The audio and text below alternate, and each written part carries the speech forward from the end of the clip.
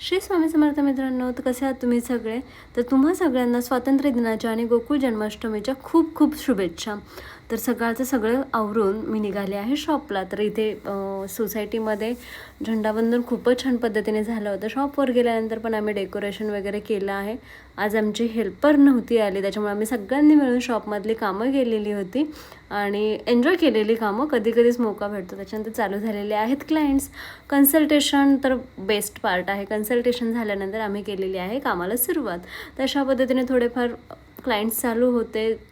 त्याच्यानंतर सरांनी जे आहे स्ट्रेटनिंगमध्ये कसं काही काही ज्या मेन थिंग्स आहेत त्या स्टुडंट्सना शिकवल्या होत्या, त्याचंच एक्सप्लेनेशन चालू होतं. अशा पद्धतीने आमचा दिवस चालला होता आणि त्यामध्येच ज्या काही ट्रीटमेंट्स कंप्लीट झाल्या होत्या त्याचे आफ्टरचे फोटोशूट व्हिडिओज वगैरे आम्ही क्लिक केले होते.